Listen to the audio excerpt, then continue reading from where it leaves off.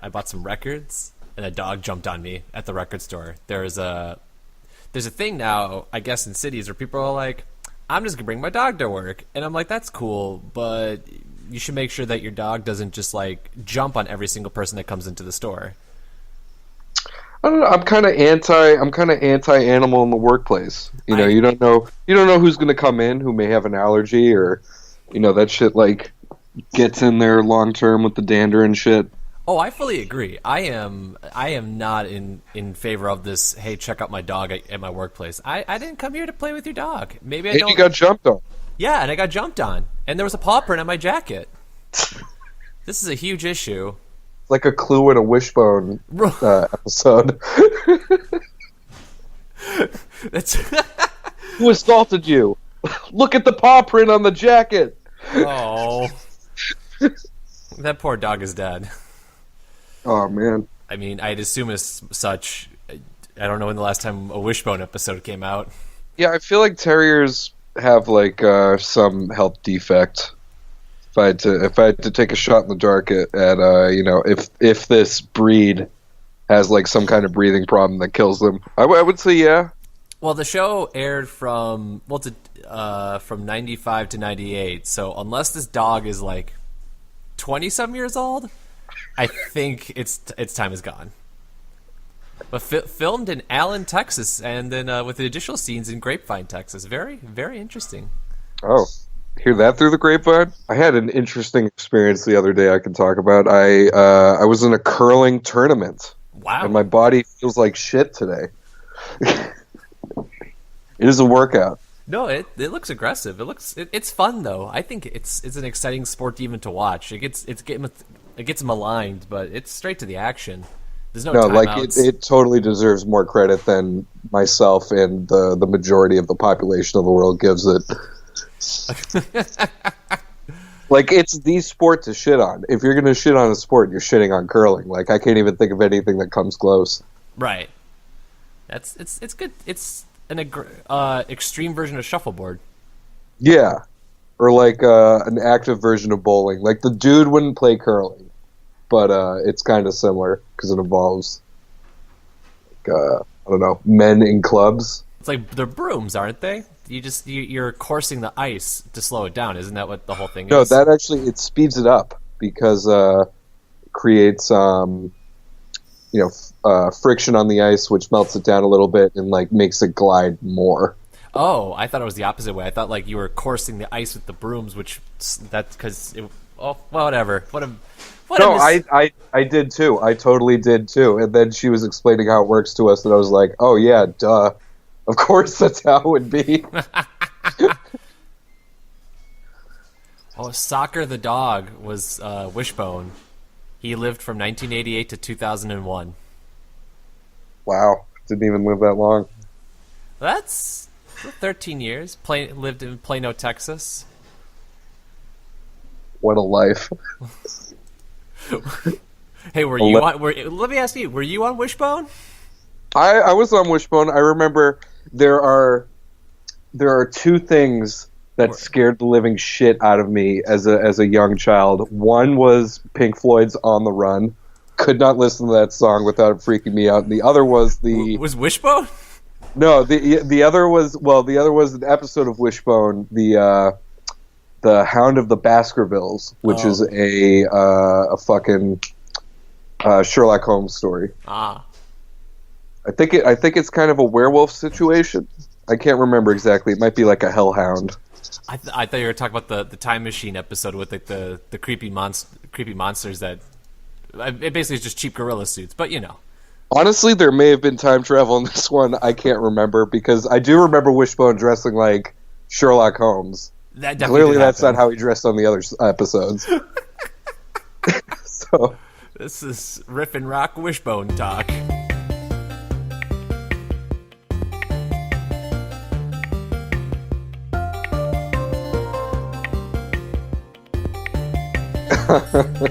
Kris, how are you doing?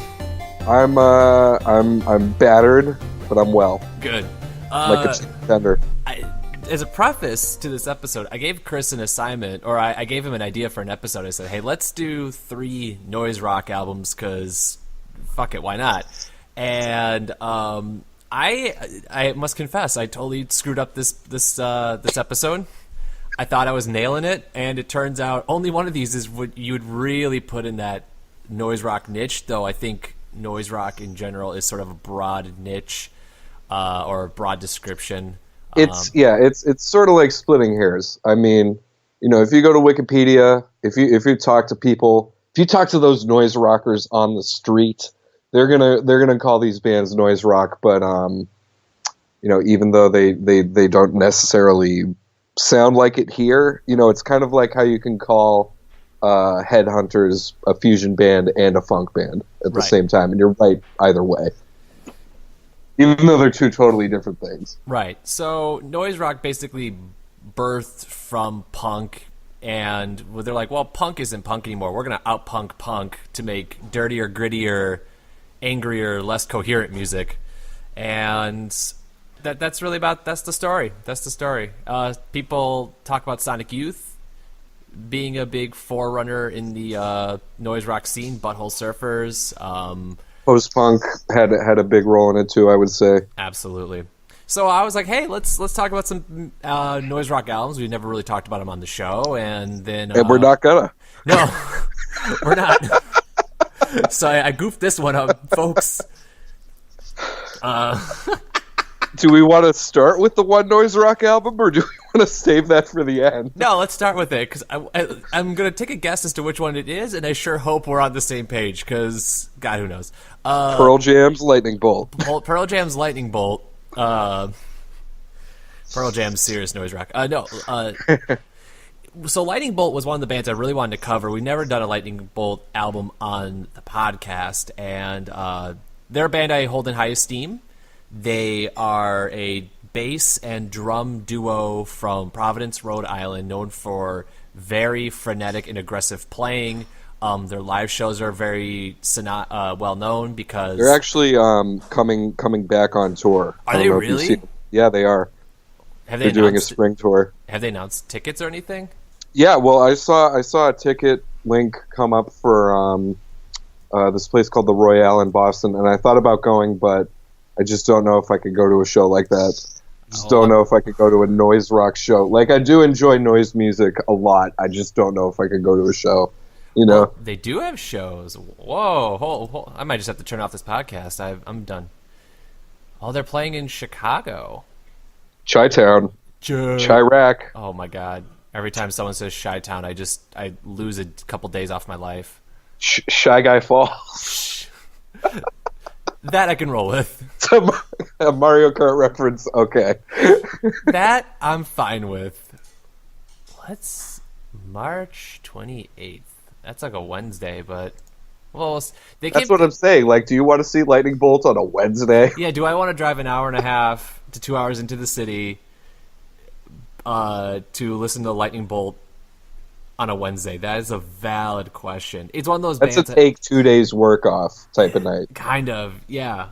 And it's one of those bands where I'm like, I want to see them, but I don't know if I want to like see them that.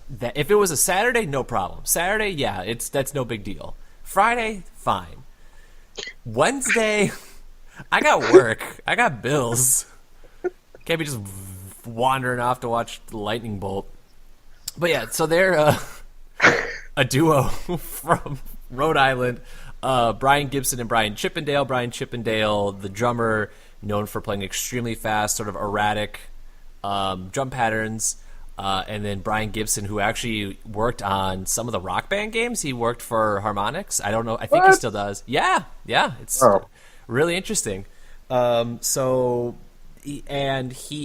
often happens with a lot of Lightning Bolt songs is almost the bass is the rhythm section and the drums are the melody, because the bass is just sort of this wall of distortion while Brian Chippendale just smacks along on his drums, all sort of craziness, and then shouts with his distorted microphone. And so a lot of people know the album Ride the Sky. That album was talked about a lot, so I decided to go with a EP that hasn't, allegedly it's an EP instead of an LP, despite it being a full 40 minutes long. I hate when bands do that. Right. Just deal with it. You made an album. Deal with it. and it is called Oblivion Hunter. And the reason I want to talk about this one is because it is one of my favorite releases from them. And I didn't hear anything about it when it came out, and I don't really understand why. But Kris, what did you think of Oblivion Hunter? My relationship with Lightning Bolt is weird. Like, I like Lightning Bolt, I do, and I get why they are mixed the way that they are. But the mixing is just so atrocious. It's like Yes. this last album that they did. I think it was a double album. I might be speaking out of my ass. But I seem to recall it being a little bit better mixed. This one being earlier in their career, it's a very noisy, hazy thing. It's hard to make out individual stuff, and but I don't know. I still like it. They're still a great band. They're still great to listen to. But it's like listening to a bad audience recording of like a band or like a rehearsal tape or something like that. It's just so muddy and messy.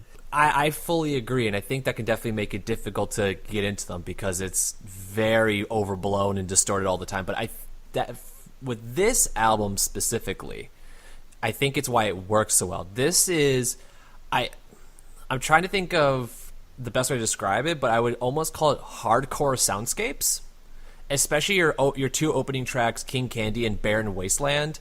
They're more or less pure drone. There's really not much to them. And so it's like if Brian Eno cranked the distortion on Music for Airports and threw it through a grain thresher. So, and that's what this album starts off with these two big hitting wall of noise kind of songs where the bass kind of ebbs and flows. You have some high wailing shrieks and then some guttural sounds that basically just sound like two chainsaws mating. And with Brian Chippendale on drums, just doing the Brian Chippendale going kind of ballistic thing, and hollering and screaming. They're not so much songs as they are just sort of these forces of nature that just sort of push themselves upon you. And I find it to be a very effective. I find it very effective. Oh, I would not disagree. Like, that's what I was saying before. Like, it's hard to dock them points for doing that because I get why they're doing it, and like I don't even know if I'd even want it any other way because it wouldn't be them trying to do what they're doing here. But some of these tracks are pretty cool. Like Salamander has an interesting. It's more upbeat and less dreary. A lot of the songs on this album sort of don't have that. You can go basically two ways with this kind of music, and that's either like this weird manic energy, which that track sort of has, or just the sludge fest, right? Which is what the rest of this album is, more or less. Yes. Yeah. Especially the WWW right at the very end. World Wobbly Wide. Oh yeah. What a fucking hellscape. I haven't listened to this album in a while, except for the bits and pieces of it. So I breezed through the first 6 tracks. I'm like, oh, this is a really I didn't remember this album being so short. And then I'm like, oh, this one's 13 minutes. And it's just the bass going. It is a test of patience. It is wide and it is wobbly. And it's like as big as the world. So the title does deliver on this track. But you do have I appreciate the minute 13 breath of relief in the soft spoken Spectre. Yes. For a tiny little microcosm, Lightning Bolt relaxes and almost gives you a little bit of a folky interlude before berating you with Salamander, which has a wonderful little bass riff that loops over and over again and once again pummels you into oblivion. Yeah, it's cool, and it doesn't feel like forced or contrived or anything like that. It is a nice breath of fresh air. Yeah. I was just going to say that the album cover is atrocious too. Oh, I love this album Really? cover. I mean, it is atrocious. It is kind of like a 2-year-old did it, but Considering the way I envisioned it is that I saw this album cover and it kind of reminds me of the first two tracks again. It's just this giant figure of light wandering through the shitscape that is about to it's like proto Slender Man. It's gonna show up and it's gonna straight up fucking murder you. That's what Oblivion Hunter is. That's what this creation is. Let's say if you're playing like Legend of Zelda, you're playing the new Zelda and you wander around the big world and you're like, this is a good time. And you saw this off in the distance, you need to run because this is what's going to murder you. That's what this is. You gotta go for it. You are the Oblivion Hunter. That is the Oblivion that you need to hunt. Oh, interesting. And as you get closer, you just hear that wall of bassy drone death tone that's about to murder you. Because you see it when you first get you get that, you finish the intro area, you go out into the world and you're like, oh, what's that? And you're way too under leveled and it just one shots you. And if you ever played Skyrim, you go rocketing into the air in some stupid cartoony fashion that makes no sense. That's what this is. This is what this album cover is. And that's why it's great. Do they have vocals on all of their albums? Because I don't remember that being a thing. They do, but vocals is a term used loosely. And I don't know if you know, but what happens is Brian, the drummer, wears masks during the shows, and he puts part of a phone receiver in the mask, and that's the microphone, and he just kind of screams and shouts into it. So a lot of times it's less about the actual lyrics, but just sort of a layer of screaming overtone on top of everything just to create an extra layer of dissonance. Yes, and primordial grunting. Basically. Well, it almost... The reason it works really well is because the bass is so low, because the drums are tuned so low, that this high-pitched... This screaming is sort of the high frequency in the mix. So it kind of fills it out, even though it's nothing but just pure chaos. It is pure chaos. Just a lot of yipping. A lot of yipping. I mean, I could on the song "Fly Fucker Fly." I could hear him say "fly." I heard him say "fly" a few times. So there's some words being said. I mean, I don't doubt it. There's only so much yelling that a person could do, I guess, until they're like, "Hey, I might as well get some words in there too." I don't know. Damo Suzuki's been touring for about 50 years. He makes up his own words though. Yeah. Why aren't you watching your waist? I think that's what the main riff lyric is in the Omar album. Why aren't you watching your waist? I think that's what he's saying.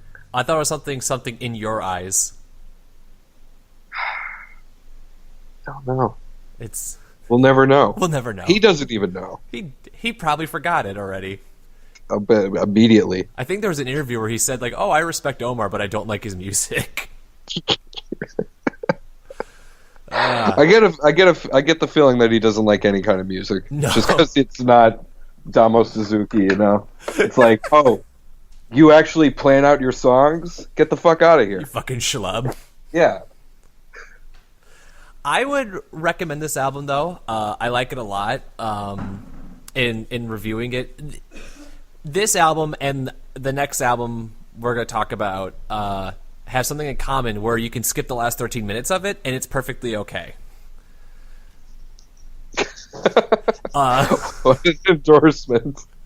But with this album, then you have 25 minutes of wonderful chaos. But again, it's not a lot of noise rock has a very aggressiveness to it, and a lot of Lightning Bolt albums have an aggressiveness to this that just punches you in the face. It's very agitating and uninviting. This one, it's very, except for I think Salamander's probably the only exception. It's pretty slow forming. It's pretty just droney, wall of drone, without being too stoner metal drudgery.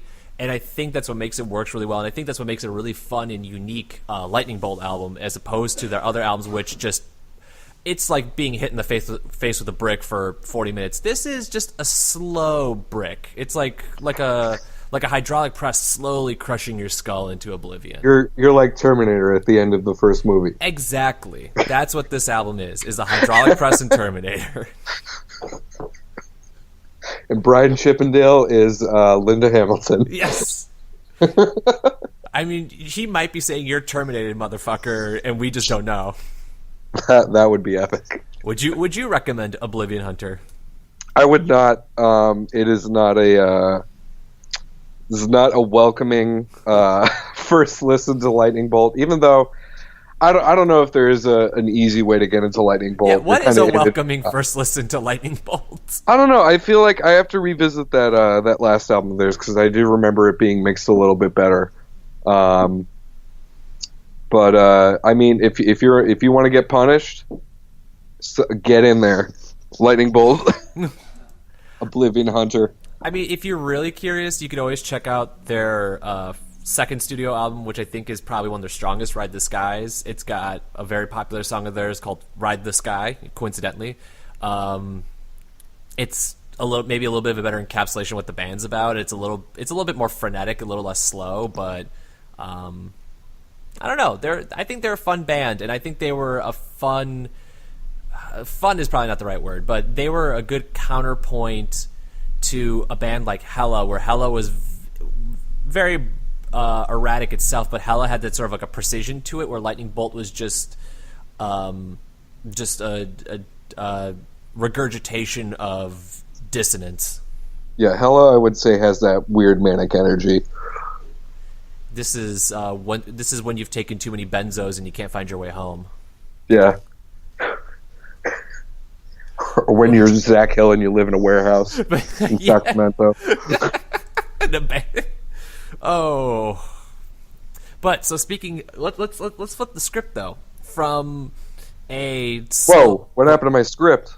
Well, it's like Curb Your Enthusiasm. You know, I only give you the first 2 pages, and then you just have to fill in the rest. Damn it, Funk Man. Yeah. But so switching from this abusive drudgery to high-flying,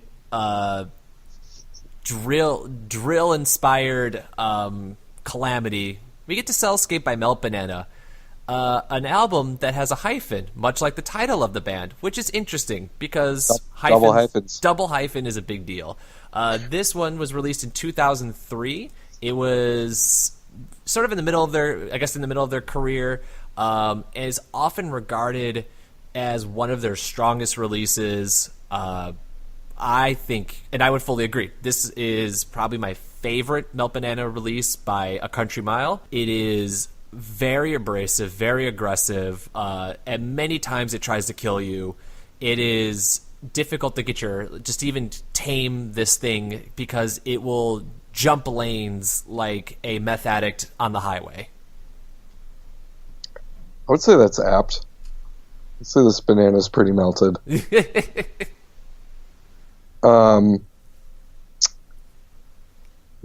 I had an interesting thought when I was listening to this album, which was I think this is what people think of when they read what At the Drive-In sounds like.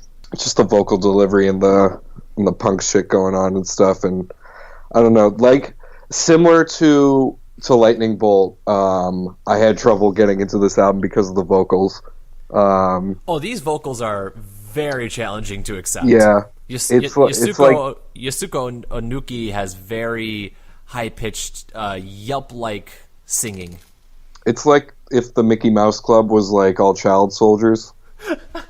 She would be the drill instructor. It's coming. Once Disney buys the whole planet, it's coming. Once Disney buys Melt Banana. You know, they've got Marvel, they got Star Wars. I feel like Melt Banana is really next on Disney's radar. Yeah, the Bananaverse. And they're going to play this album to the people who do not follow in the marching orders of Disney. Yeah, this is going to be in solo. Yeah. This is why the Melt Banana is the reason why the movie got delayed. It's not because of Lord and Miller totally blowing it. But yeah, I don't know. The music was kind of cool. It's very much what I would call a karate fest. I just imagine these musicians looking like fucking they're at a karate tournament when they're playing this shit. They're just chopping it super hard. Yeah, just like I don't know. It's hard to describe, but it works for me. Uh, yeah, it's a fucking wild ride. It's the Lightning Bolt album is definitely more of a slow burn, but this is once you get in the car, it's not stopping type of listening situation. Yeah. Let me ask this: is this your first Melt Banana album? Kind of. I've toyed with them in the past. I thought you were about to say the future. I almost did. I toyed with them in the past, and I couldn't find anything that I liked, and so they sort of fell off the radar. And after listening to this album all the way through, I was like, it was probably the vocals. It was probably the vocals that turned me off, because the music is cool. It's making the At the Drive-In reference before. It sort of has like a post-hardcore thing going on where it's like, it's punky, but it has more shit going on at the same time. Would you call these riffs angular? I would call these riffs very angular. This is it's like a 1920s avant-garde painting, very angular. It's like an early Picasso. Yeah, the song names, they got the song names down though. They nailed those. A hunter in the rain to cut the neck up in the present shape. Shield for your eyes, a beast in the well on your hand. We all know that proverb. Oh, chain shot to have some fun, or just outro for Cel-Scape. That's a catchy one too. You know what? This is a real thing though. This album makes me feel like a white bat in a box. Dead Matters Go On. I also just had a stroke. Do you smell a lot of burnt toast? Is that what's going on right now? Yeah. Cinnamon toast though, so it smells good. This was, I think, the first Melt Banana album I listened to in its entirety. I've listened to a couple other ones. Prior to this album, they did a lot of very almost Locust-esque kind of stuff where the songs were 30 seconds, and I'm not as into that kind of style of music. There's nothing really to grab onto. It feels just a little too erratic. The songs are 3 minutes, even though they are very erratic and they jump around in all sorts of weird ways. Part of it is obviously I forgot her name. Yasuko Onuki's vocals are very yippy and high pitched. I mean, they make Cedric look like Barry White. Or Claudio Sanchez, or Geddy Lee, or insert high-pitched male singer. They sound like a baritone compared to her. So they're very intense, and they're not really melodic. It's just her just kind of shouting along wherever she thinks there's an opening. It's like Bad Brain style vocal delivery. Yeah, kind of. I think that's a fair assessment. And then you also have the guitar work of Agata, who is one of my favorite guitarists. He is... I've seen these Melt Banana live once, and he is one of my favorite guitarists to watch. He is just all Where over. did you see him? Did you just see him play a show, or did you see him at like a festival? No, I saw him play a show in a tiny little venue in Milwaukee when they toured their last album, Fetch. And at that point, they no longer have a bassist or a drummer. Yasuko just has like a machine that she hits buttons that activates the bass and drum parts. Huh. It looks like a really elaborate version of like Bop It. And she just swings it around and wild noises happen, and so the Nagata just goes ballistic on the guitar. And so you have like the song Lost Parts Stinging Me So Cold, where there's this sort of it's an angular quote unquote riff, but the effects he sets on it makes it sound like it's like a computer crashing. So it has this part where it's like da da da da da, but the way he does it goes like brr, brr, brr, and so it sounds really good impression. But it sounds like the whole thing's about to blow up, or it sounds like the album is broken.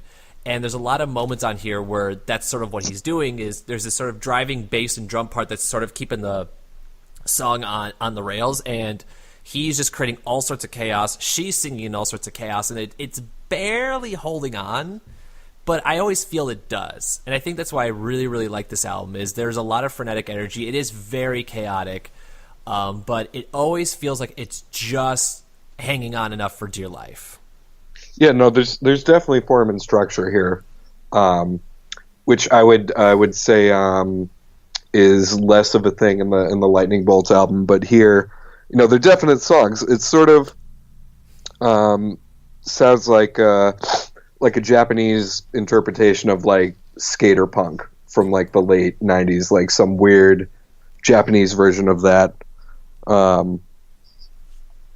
And yeah, sometimes, I will say that as much as I hated on the vocals, there were times, when she wasn't like yipping and she was actually singing a note where I was like, that's kind of nice. Like I was just breezing through lost parts, and the chorus in that song is pretty good. Yes. That's a pretty cool vocal melody. And there are some parts where things kind of mellow out. So like on A Dreamer Who Is Too Weak to Face Up To, the refrain's even just a driving bass and drum part where, I mean, there's some dissonance in the background, but it's very grounded. Or on If It's the Deep Sea, I Can See You There, it's kind of uplifting and almost pop punky. So there's these fun little moments where there's just like a tiny little injection, not much, but a tiny little injection of pop music in there as well. Just these little segments within the song that give you a chance to breathe before it decides to take out the rest of your brain with its drill-like tones. Yes. Coming to melt all your bananas. But again, I'm biased. I think it's an album you should listen to. I love it a lot. It's if you like punk music at all, I think this is sort of like a strange evolution in that you'll have moments like, oh, this reminds me of like a punk album I like, except everything has gone terribly, terribly, terribly wrong. It's like if I don't know. It's like if the Misfits were reinterpreted by Salvador Dali. If they had a melting clock instead of that weird-looking thing that's on a lot of neckbeards sweaters. Oh, that skull thing? Yeah, the skull guy. The skull Mr. guy. Skull guy. Danzig is known for his iconic imagery like that. He's got a Oh skull. my god, I forgot Danzig is part of this. He's not part of Melt Banana, but yeah. Yeah, definitely make that delineation. My only caveat is the last 10 minutes is just 10 minutes of droniness, which I guess is helpful as just so you could breathe some fresh air because you just got violently assaulted by the music. I wish there was a little bit more to it because with that outro excluded, it's not even 30 minutes worth of... I'm, again, putting quotes up on a podcast. Music? Not sure how this quantifies as that, but I think it's a treat. It is totally off the rails insane. It is goofy, but I think there are enough moments to keep you hooked, to help you follow it along, and I think the cartoony erraticism of it will keep you amused. If you're not, at least you'll be entertained by it. You'll go, that was something I've never heard before. Yeah, I didn't like it, but I would recommend it. I want to get picked up by an Uber and ask the driver if I can put music on, and this is what I want to put on. Have to hope you don't get like someone who's already has this on. If you get picked up by the Uber driver who already has Melt Banana on, get the fuck out of town, man. Hey guys, how you doing? I made this custom mix of Nine Inch Nails tracks played in reverse for my Uber driving.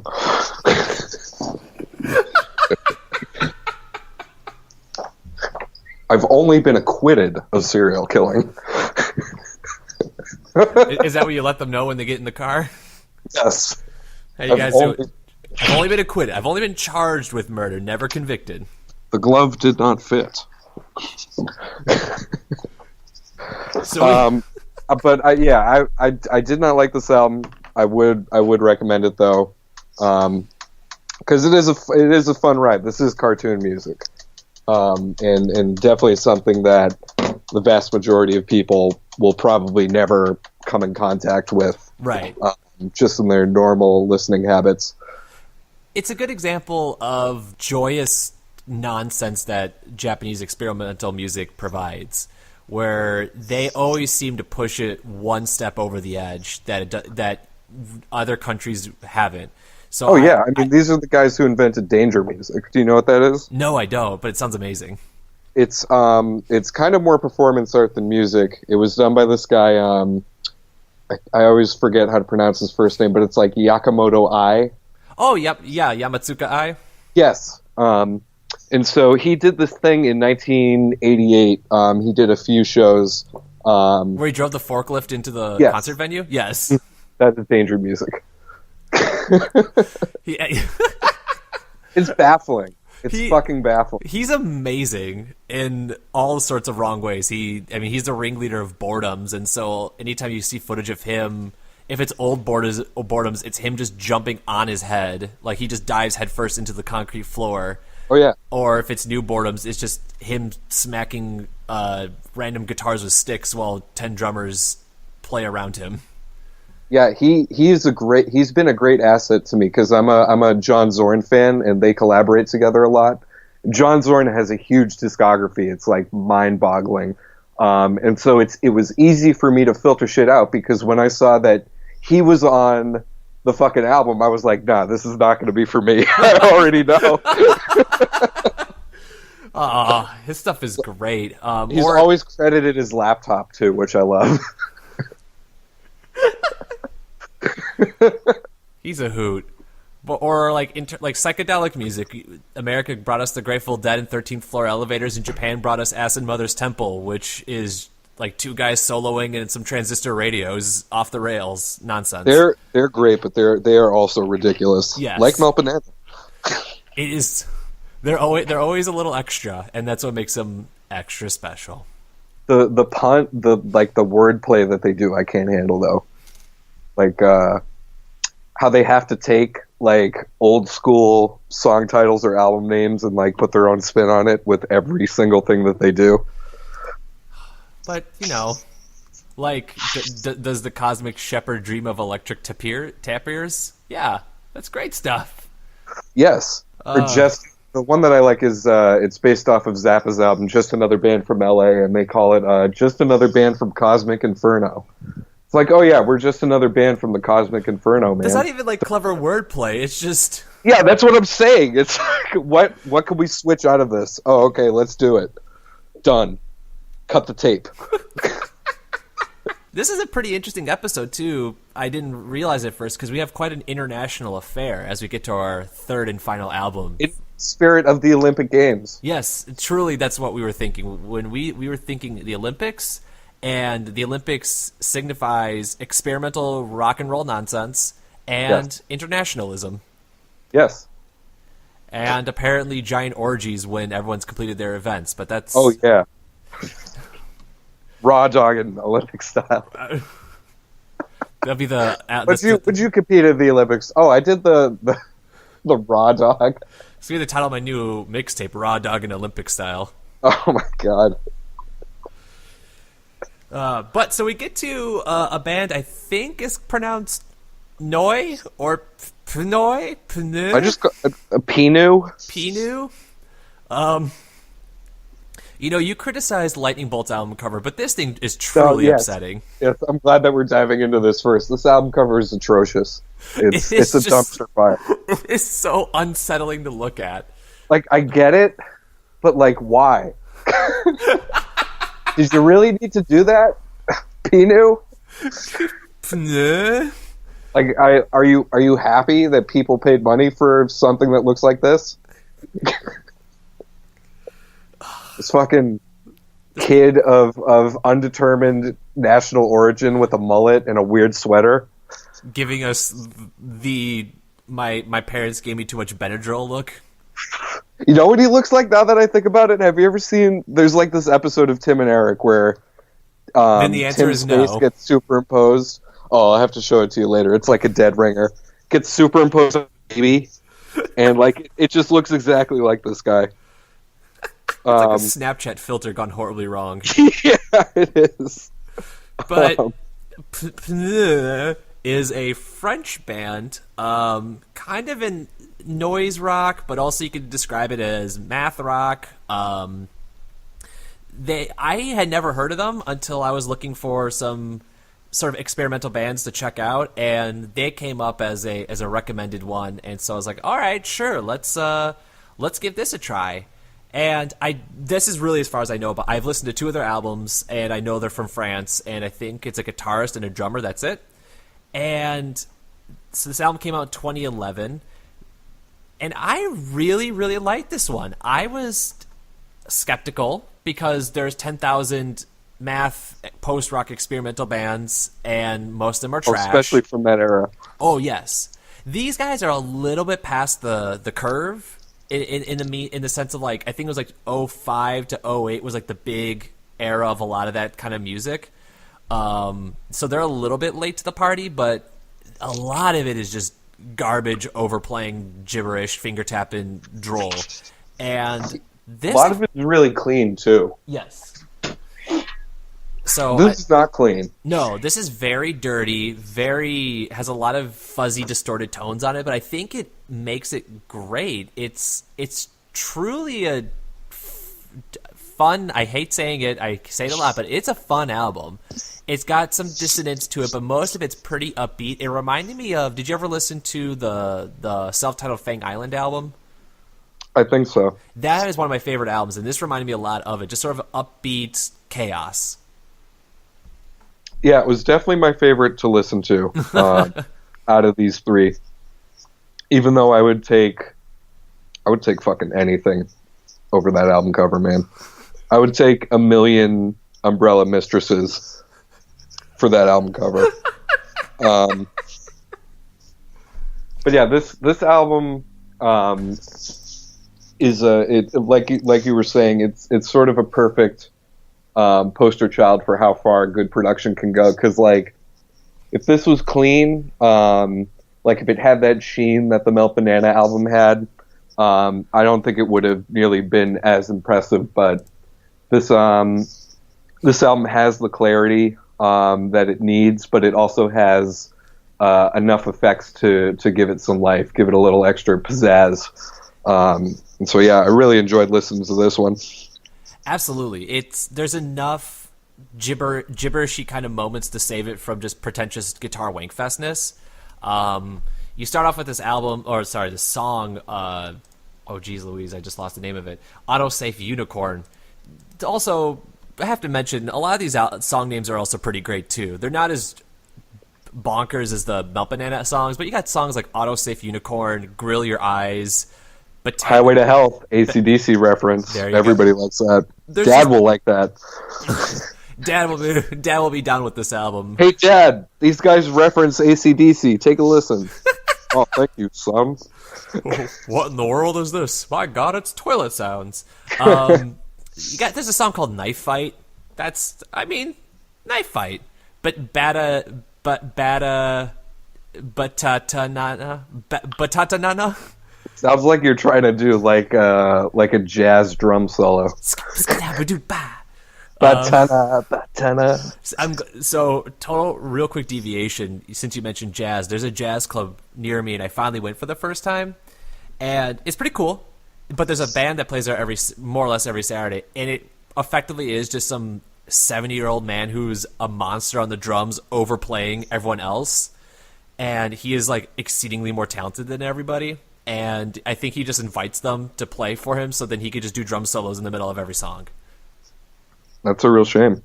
I mean, it's good. It's entertaining. He's just, the saxophonist got his little solo, the trombonist got his little solo, then the bassist, seemingly for every song, did a scat solo, and then he would go bananas. And then he got upset that people weren't cheering enough, so then he played a longer drum solo. Hey, you gotta impress the people somehow. Gotta get their attention. Right. I will say that, like, I always describe Boston as like it's a good average city, but we have a pretty cool jazz scene here. Like, there's this one club that I like going to, and they have it's kind of an unofficial house band too, but they're really cool. They're sort of more like a 1972 era Miles Davis thing. Oh wow. Yeah, and Club Day Elf at the Lizard Lounge. Ooh. Some cool shit. So we would not see Pneu at the Lizard Lounge. No. Pneu. Pneu. But we open up with this song, Autosave Unicorn. It's very big. It's very bombastic. It welcomes you to the party. And right away, we get to Highway to Health, the follow-up song, the title of the album as well. And it just kind of keeps that party rolling.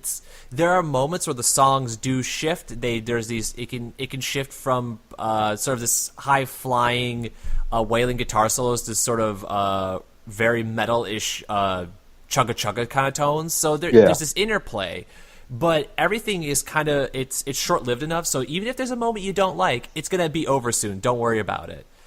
And you mentioned that there's a lot of guitar effects. There definitely are. So it's only 27 minutes long, but everything feels fresh. It feels lively. It feels exciting. It's fun time. And I think they were just 5 years too late to the party. They could have been an opening band for like There's No 666 in Outer Space Hella. I don't think Hella played any headlining gigs in that era. I mean, they headlined. If they did. They headlined to like a bar where 6 people were there. Yeah. The chugga chugga, it works here. It gives it, it's one of the other things that helps give it less of a clinical feel. It's moving on its feet, but it's not all about the speed. It's more about the execution. Yes. It's something that I like about it. The drummer is, I made a note, he is extremely tight, very on it. So while it may not be the fastest, pretentious jack-off music, it's very well executed, it's very clean, and so it's very engaging, as opposed to just look how fast we can play all our scales. It's look how interestingly we can play all our scales. Yeah, it's a real shame that these guys got started late and we're French and not living in Sacramento. Yeah, and put an album out with this cover. This fucking album cover is really getting to you, isn't it? No, like I'm looking at it right now, and it's just boring a hole in my soul. It's crazy. This album cover has taken me over. I feel like there's a Vice documentary somewhere about the origins of this boy and what he is doing now. They should do that. Just like random bands on Bandcamp who take these ridiculous photos. Like if they did like a behind the music series on like the Death Grips Instagram. Like, oh, here's a cup tipped over in the middle of the road. Tell us about it, Zach Hill. Here's Zach Hill. Why did you post the same photo of a bottle of wine filled with cigarettes 70 times? I didn't think it would post, man. I didn't think it went through.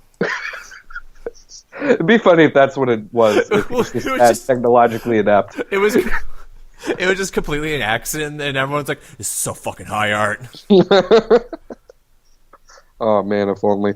Well, the most recent one was a Keith Richards book chopped into 4. Which is did you read that book? No. It's a lot more boring than you would think. Maybe that's why they chopped it up. That's a good point. Nailed that one, folks. Yeah, I'm looking at their Instagram now. It's that. Then there's a photo of a bunch of pills connected together. Some leaves. Then there's a picture of Stephen Burnett, a man in a shower, someone with an anime shirt, a giant novelty baby bottle, and that's it. This is the garbage that they post on here. Yeah. They're doing it.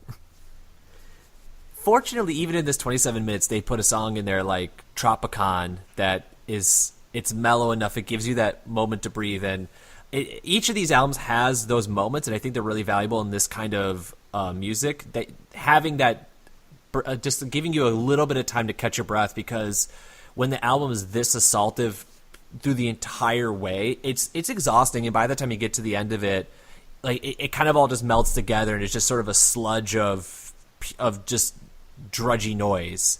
I even think about like the Sunbather by Death Heaven. I think it's a really good album, but they have to have those breaks in between the songs, because each song on its own is just 11 minutes of complete ear punching. Yeah, I don't know if I'd like more of this album, or if it's as short as it is, to make it more welcome longer. Because it does have, but it is heavy. It does have aggressive stuff, but I don't know. It's more I want to say propulsive is the word. It has it's like it's upbeat, but it's heavy at the same time. Yeah. Whereas a lot of these other albums, like Lightning Bolt was just like all heavy, and Melt Banana was like all energy, but this one has like a good balance of the two. It does, and you end on this really good high note. Wagi's cup, Wagyu beef cup, Waluigi's cup, and it's got this race to the finish, this high energy charge to the very end, and it leaves you on a high note. It leaves you feeling happy, where the other two albums kind of leave you feeling like, oh god, what did I just do? I did something wrong. And this is like, no, I feel great. I'm going to go pet some dogs. Yeah. Just let the dogs at the fucking record store. Yeah. Get them out of there. As you can probably tell, I'd recommend this one. It's 27 minutes.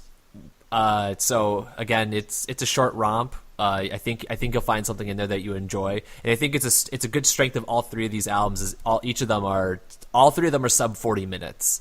And so none of them are going to eat up a lot of your time. None of them are like a true slog. They come, they beat you up, and then they leave again. It's not like Metal Machine Music, which is I can't believe we haven't brought that up yet. That's the true original Noise album done as a joke. Lou Reed was a true genius. And it's 2 albums. It's a 2-disc album. God bless you, Lou Reed. Wherever in the Netherverse you are, Metal Machine Music is something you can't unmake. No. I would also recommend this album. It's got cool parts, and it's got digestible parts. It's like a nice red curry. Just don't look at the cover. That's all you got to do. Yeah. Indiana Jones style. Don't look at the light. Chris, anything you want to plug? I got nothing. I actually have something I want to plug. Phantom Thread. Go see it. I saw it the other day, and the soundtrack on it, done by Radiohead's Johnny Greenwood, is incredible. And some of the best cinematography that I've seen in a long time. It's very well shot. I think they've been hyping that one on NPR a lot. It's really good, and it needs that riff and rock bump, because let me pull up the stats here. We got $35 million budget, and they're only at 18. Ooh. Reach out there, people. Because it's a very good movie. And Johnny Greenwood does amazing soundtracks. Yeah, I would definitely pick up the soundtrack for this. It's really cool. It does it's set in the 50s, and so it sort of has a mix of jazz and classical music. So it's like classical music that sort of has jazz flourishes in like a chamber music context. So it's only like an 8-piece group or something like that. But he fucking killed it. I really hope he wins the Oscar that he got nominated for Best Original Score. Yeah. Because it's really good. Well, I got nothing. Though I am looking at a packaging for Lou Reed's Metal Machine Music, and it calls it one of the most controversial and influential albums of all time. Lou Reed, I think you're being a little full of yourself if you're believing that this is influential. I would disagree. Most influential? That's when you have to start putting qualifiers. But that is also another shitty album cover. Though, sort of looks like unsurprisingly, Pitchfork gave it an 8.7 out of 10. Oh, of course.